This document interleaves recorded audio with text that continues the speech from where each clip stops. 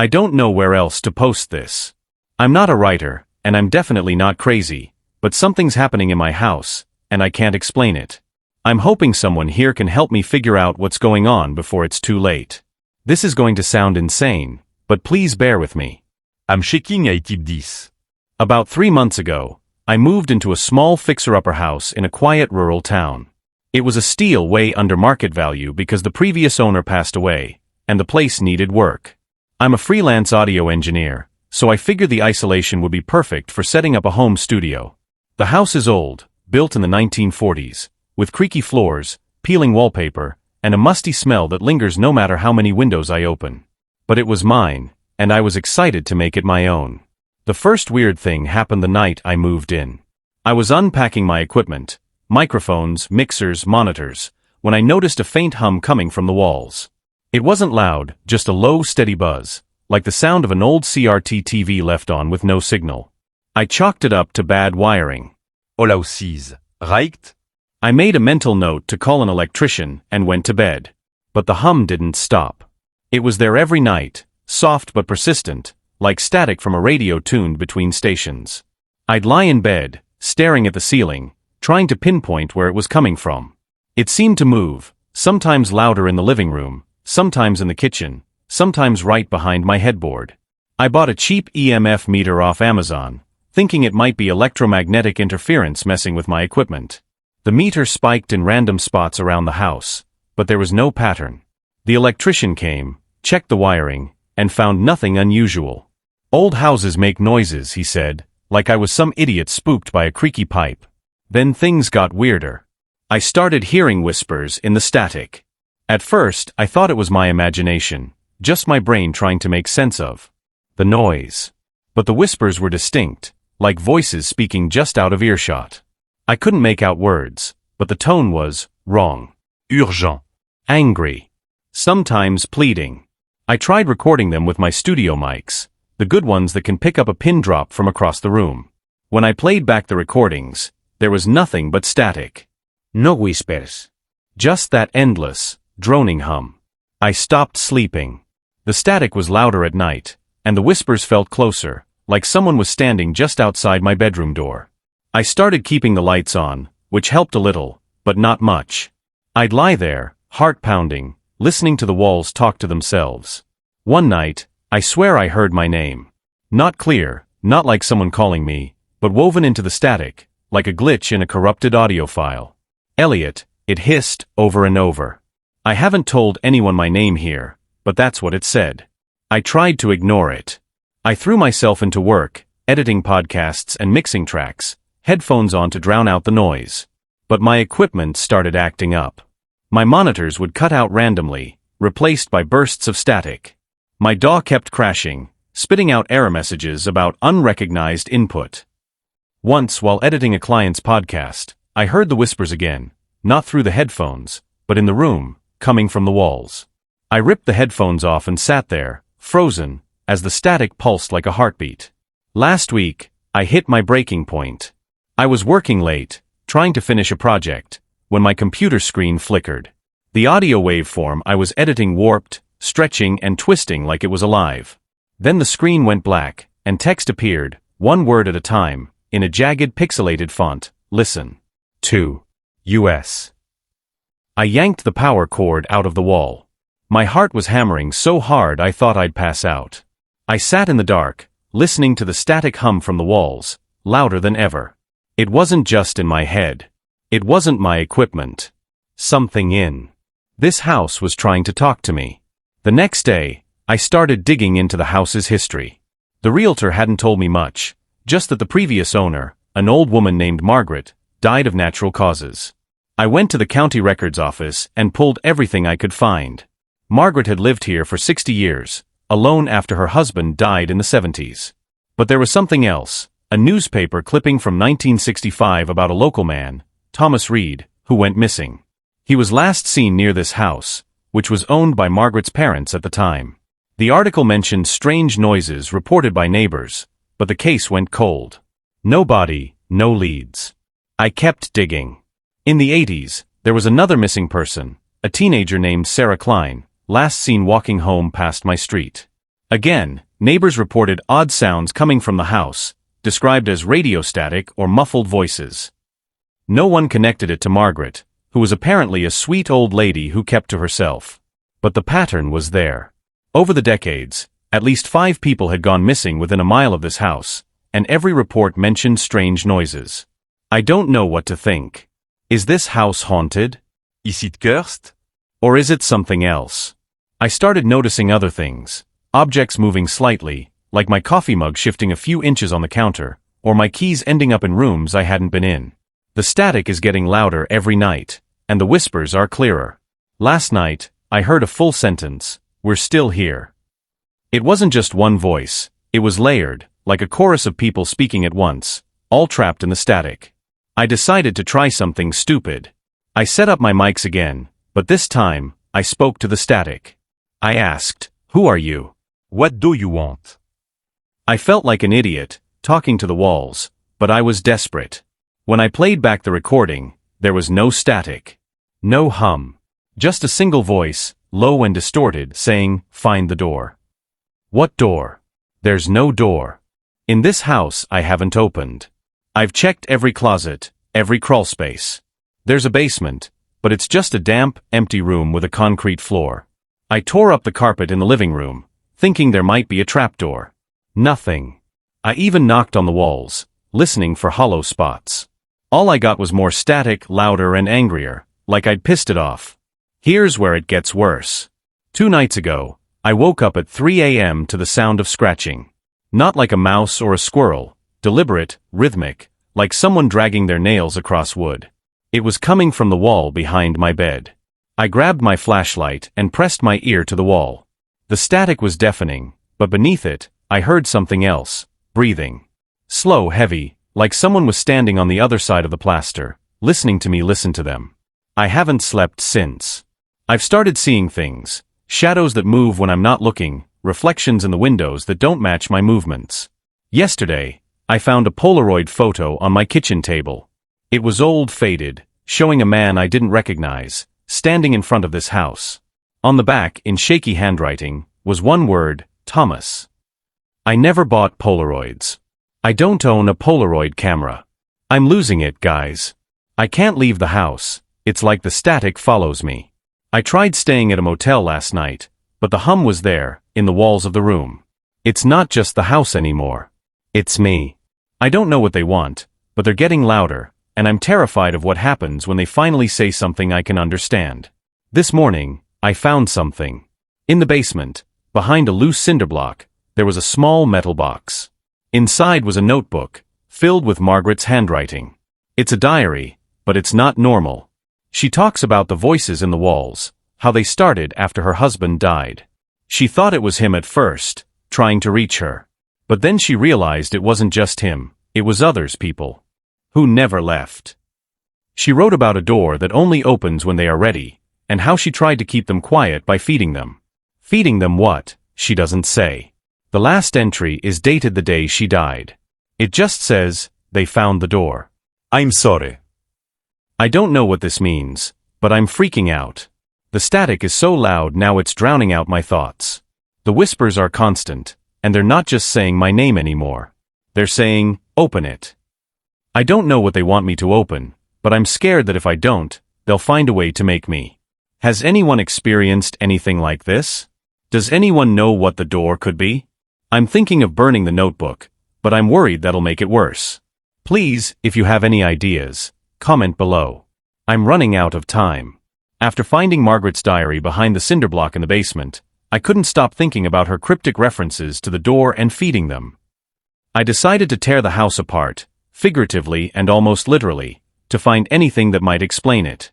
I started in the basement, tapping every inch of the concrete walls with a hammer, listening for hollow spots. Nothing. Then I moved to the main floor, pulling up floorboards and checking behind every piece of furniture. I even climbed into the attic, which is just a dusty crawlspace filled with cobwebs and old insulation. No door, no trapdoor, no hidden panels. But I did find something else in the attic, a box of old photographs and letters, buried under a pile of moldy newspapers. The photographs were mostly of Margaret and her husband, Arthur, from the 50s and 60s. They looked happy, posing in front of the house when it was new, with fresh paint and a neat lawn. But there were other photos, older ones, that didn't fit.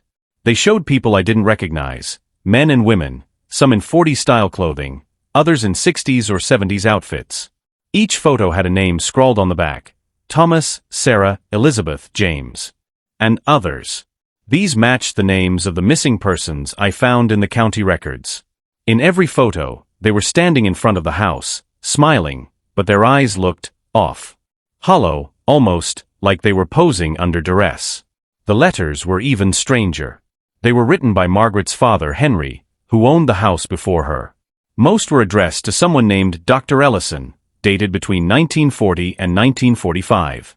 From what I could piece together, Henry was obsessed with something he called the resonance. He wrote about experiments in the house, trying to tune into the frequency of the beyond. He believed the house sat on a thin place, where the barrier between our world and somewhere else was weak. He described building a door in the basement, not a physical door, but a machine, something that used sound waves to open a channel. He mentioned static, a hum, and voices that came through when the machine was active. One letter ended with, "The voices are clear now. They want to come through. I must keep it open." I'm not a scientist, but as an audio engineer, I know a bit about sound frequencies. Henry's letters talked about using low-frequency vibrations, below the range of human hearing, to manipulate the fabric of the house. He claimed the machine could trap echoes of people, their voices, their essence in the walls. He called it preserving them in the static. The last letter was frantic, saying the machine wouldn't turn off, that the voices were angry, and that they were starting to control it. It was dated a week before Henry's death in 1945, officially listed as a heart attack. I think the door is this machine, or what's left of it. Margaret's diary mentioned her father's experiments, how he was obsessed with contacting her mother, who died when Margaret was young. After Henry's death, Margaret inherited the house and found the machine in the basement. She didn't understand it, but wrote that the static started after she tried to dismantle it. She thought the voices were her parents at first, but then she realized there were others, strangers, trapped in the hum. Her diary entries grew more erratic over the years, describing how the voices demanded things, offerings, attention, life. She wrote about feeding them to keep them quiet, but she never explained what that meant. I'm terrified it has something to do with the missing people. I went back to the basement, armed with a flashlight and a crowbar, determined to find this machine. Behind the same cinder block where I found the diary, I noticed a faint outline in the concrete, like a panel that had been sealed shut. I pried it open, and inside was a small rusted metal box, about the size of a microwave, embedded in the wall. It was covered in dials and switches, with wires leading into the concrete. There was no power source, but when I touched it, it hummed, and the static in the house surged so loud I dropped the crowbar. The whispers came back, clear as day, "Open it. Let us out." I slammed the panel shut and ran upstairs. The static followed, louder than ever, and now I'm seeing things, shadows that move like people, faces in the corners of my vision. The Polaroid of Thomas is gone from the kitchen table, but I found another one under my pillow this morning, showing a woman I assume is Sarah, staring directly at the camera. On the back, in the same shaky handwriting, it says, "You're next." I think the door's origin is tied to Henry's machine, a device that somehow trapped people's voices, or souls, in the static. Maybe it pulled them in physically too, explaining the missing persons. The house is like a radio, tuned to a frequency that holds them captive. Margaret kept it going, either out of fear or guilt, and now it's my problem. The voices want the door opened, but I don't know if that means turning the machine back on or destroying it. Either way, I'm scared of what happens if I do. Has anyone heard of anything like this? Are there? They're experts on sound frequencies or paranormal tech who can weigh in. Should I try to destroy the machine, or will that make it worse? Please, I need ideas.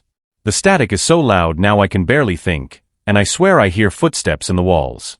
The door's origin is rooted in Henry's pseudoscientific experiments, blending horror with a touch of retro sci-fi.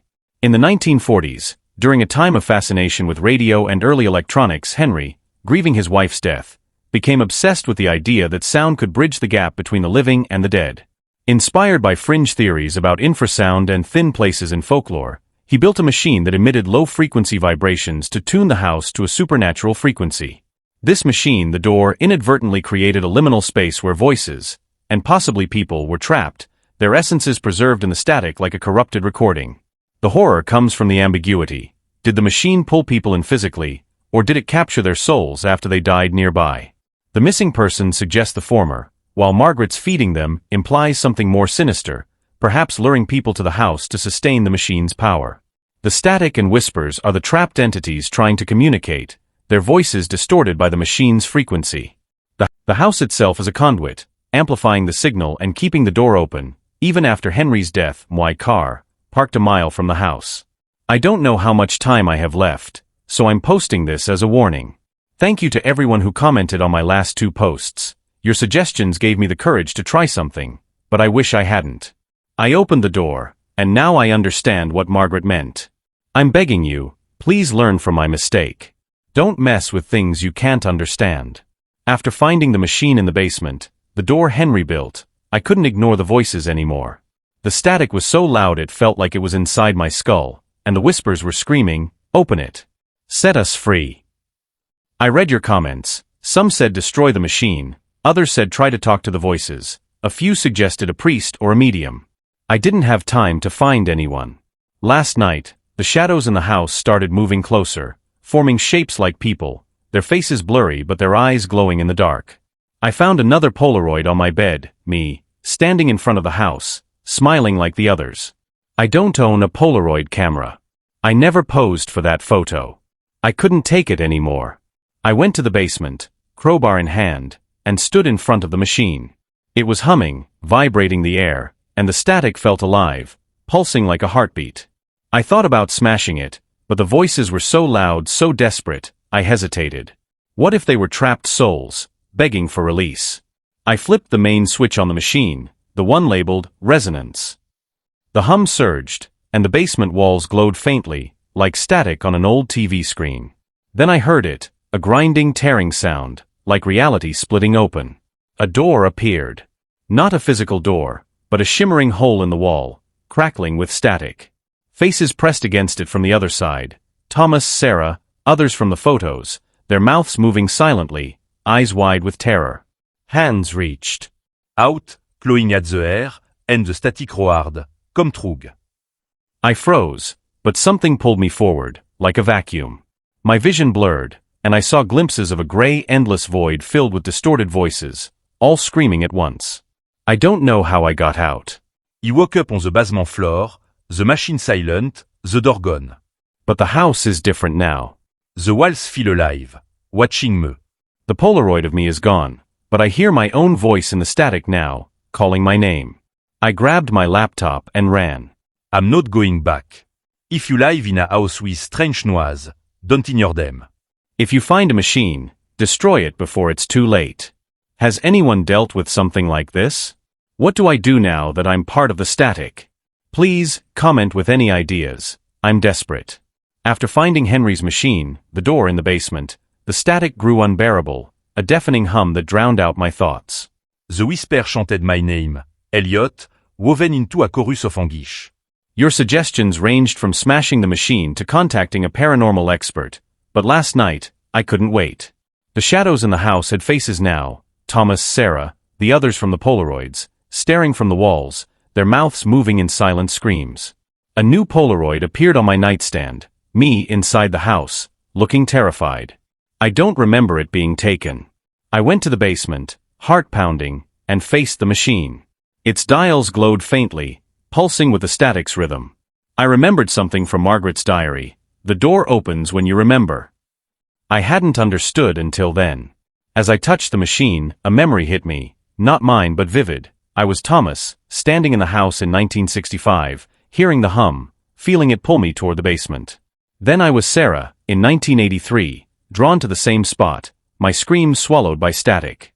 The machine was forcing their memories into me, making me relive their final moments. I flipped the switch, desperate to stop it. The air. Door open, revealing a crackling void, the door. Hands reached out, not human, but made of static, grabbing at me. The voices screamed, "You were always here." I saw myself in the void, my face among theirs, trapped in an endless loop of static and memory. I yanked the switch off, collapsing as the door vanished. But the static didn't stop. It's in my head now, replaying their deaths, my death, over and over. He fled the house, but the static follow, whispering my memory back to me. Childhood fear, moment idée forgotten, twisted into nightmares. The Polaroid is in my pocket, and my reflection in the bathroom mirror doesn't match my movements. I'm part of the static now, remembered by the house. Please, has anyone escaped something like this? Is there a way to break the machine sold? Comment with any ideas. I'm losing myself. Don't go near old houses with strange noises.